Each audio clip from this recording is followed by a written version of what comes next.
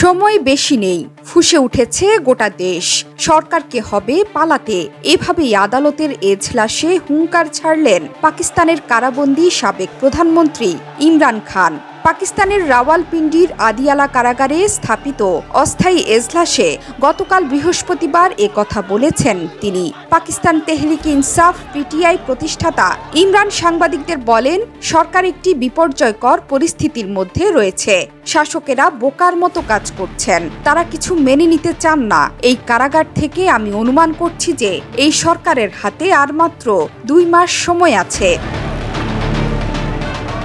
পার্লামেন্টে আস্থা ভোটে হেরে গিয়ে ক্ষমতাচ্যুত হওয়ার পর নানা অভিযোগে দোষী সাব্যস্ত হয়ে প্রায় 1 বছর ধরে কারাবন্দী পাকিস্তান ক্রিকেট দলের সাবেক বিশ্বকাপ জয়ী অধিনায়ক ইমরান খান। সাবেক এই প্রধানমন্ত্রী বলেছেন, শুধু সমালোচনা ছাড়া তিনি কিংবা তার দল কখনোই সেনাবাহিনীর বিরুদ্ধে অভিযোগ তোলেনি। আর সমালোচনা গণতন্ত্রের জন্য খুবই গুরুত্বপূর্ণ বলেও মন্তব্য করেন তিনি।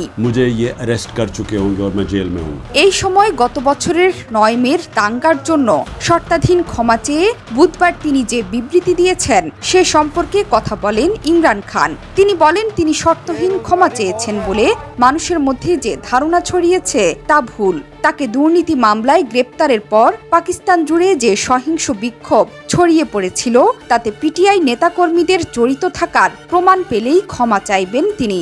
ইমরান আরও বলেন, পাকিস্তান এবং বিশ্বজুড়ে জনপ্রিয় একজন ব্যক্তির কোনো সম্মান নেই।